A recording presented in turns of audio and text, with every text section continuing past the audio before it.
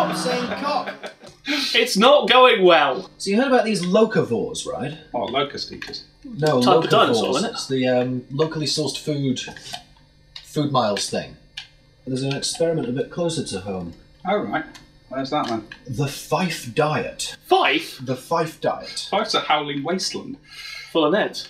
Well, there's a menu here. Monday, breakfast, porridge. Monday to lunch, porridge. Leek and potato soup, Nice. Well, parsnip soup, carrot soup. I'm all seeing a theme here.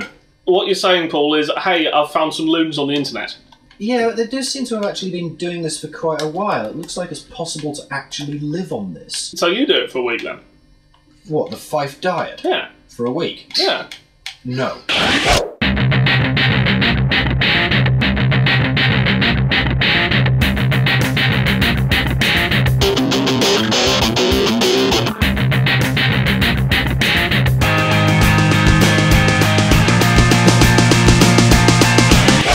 Fife, just north of Edinburgh. Chief imports buckfast and deep-fried Mars bars. Chief exports stab wounds and accountants. It's also the home of the Fife Diet. Creator Mike Small claims that eating as much food as possible from Fife will help save the planet by cutting down carbon emissions from food transport. Presumably only if you live near Fife when you're doing it, although he doesn't actually mention that on his website. A noble goal! Mike challenges his blog readers to go for 100% Fife-sourced for a year. Hugh and Alex wondered if they could manage 100% for a week. Well, good luck to them. There was no way I was considering living off Fife's hideous outgrowths for a week. Except it turns out, I'm one of the presenters of a cookery show. 9 AM, Friday morning, Edinburgh Station. Bugger.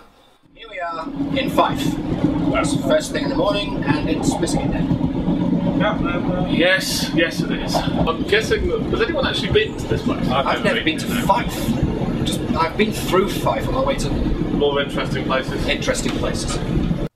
We'd agreed that we'd all do the Fife Diet for 1 week, as the idea of forcing just Paul to do it made us fear for his sanity and our kneecaps. What we bought today would have to feed us for a week, so in order to avoid starvation, scurvy, or entertaining bowel disorders, we needed to come up with a plan. Fife dieters had mentioned that they ate bread, so we figured that must be locally grown, and stopped in on a local baker to get directions. Most bread making flour is grown in North America, right, and it comes from North America or Canada, and it's milled in Fife. Right. So it basically is the case that if you cannot really get wheat else that hasn't been grown in North America. For making bread, yes. Oh shit. Because of the weather. Right. The temperate climate is like the climate we have in the North American South, where they have a very cold winter and very hot summer, which is ideal for making bread in the traditional bread making process. So, what should we buy? We need to last a week eating only things from Fife. Well, the things that you actually should buy are oat cakes. Right. Because they're made in Fife, it's grown in Fife, it's produced in Fife, it can be eaten in Fife, it's bang good for you. We bought all the oatcakes we could, but went wild about an oat-driven future. We needed more starch. Fortunately, we knew there was one thing that Fife did grow, and that's root vegetables. The Fife Diet's recommended farms are all a bit out of town, so we assumed that Fife public transport must be fast and convenient. Falkland, right. Right, how long are we talking? It's 11:10 now. It is, 12:58. 12:58. It's every 2 hours, and it's just gone. Plan B. Oh, mate.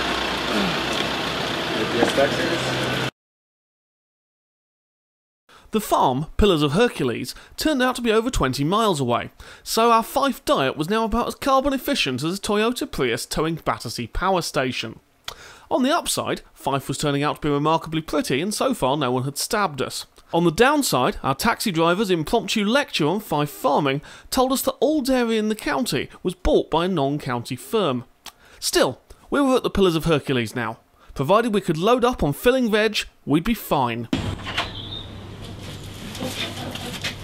Oh, marvellous. Oh no, France. Garlic from France.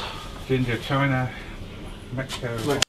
We travelled to the Pillars of Hercules because it's one of the few suppliers that the Fife Diet mentions on their website. Unfortunately, while it did have lots of lovely looking organic food, virtually none of it was from Fife. Okay, so we've just been given a quick tour of this place, and it turns out that the potatoes are from Inverness, the cheese is from Inverness, the carrots are from somewhere that isn't Fife. Basically, we are extremely limited on our vegetables. We are able to eat kale, pak choy, cabbage, and that's pretty much it. Managed to buy some green vegetables and a few eggs, but nothing else. The Fife buses were still about as much use as a lace condom, so faced with imminent starvation, we went for a cup of tea and an emergency confab. Well, we have a problem. Yes, we do. You cannot, it would appear, get potatoes. So we can try to Jameson, is that? James Field. James Field, yeah. Which is like 20 minutes taxi ride away. Which is a meat farm. Yeah, and they're saying they don't have potatoes at the moment. If potatoes are just out of season, but we are... Now what the hell did medieval people do at a time like this? We had one other option. One of our taxi drivers had mentioned a farm called Muddy Boots, but it wasn't on the Fife Diet website, so we really didn't know if it would be any use. But we jumped in a taxi anyway, because otherwise we'd all be getting a lot thinner. Oh, we've got goats! We've got goats coming right for us! Right, okay. Potatoes, parsnips, sweet... Guys, we've got potatoes! We've got potatoes! Fantastic! carrots, leeks and sprouts. It was fresh, it looked fantastic, and most importantly it was grown in Fife, not Indonesia. It wasn't organic, but given the choice between risking a few pesticides and risking starvation, we chose door number 1. The fact that the entire thing cost less than a double-fat, no-cream, decaf, I'm a pretentious twat latte in Edinburgh didn't really hurt matters either. Festooned with boxes and bags of vegetables, we were about the most popular people ever on the super-crowded Friday night train to Edinburgh. But we still had more to get. Meat from the farmer's market. It should be pointed out that the farmer's market is in Edinburgh, which is well, yes, as what one can see, in fact. Yeah. However, you can get meat from Fife here. You'd think. Is it from Fife? It's not from Fife. Damn. Is it? So, but not actually in Not in Fife. the centre of Fife, no, it's Blackmanshire, it's just next to it. Damn. No problem. See ya. Kirk Newton is in West London. Damn. Are you guys from... Well, is this food from Fife? No, from Border. Border County foods, not even worth trying. Hello. Hello there. Puddled up bacon. Now, are you from Fife? Please say yes. Yes, we're from Fife and Octortail. Brilliant. Did it say Fife? And I'm going to live. Seeing as it was basically the only Fife meat shop there, we bought about half a pig each, plus a little bit of very expensive venison, and some bouvrage, apparently a Fife raspberry drink.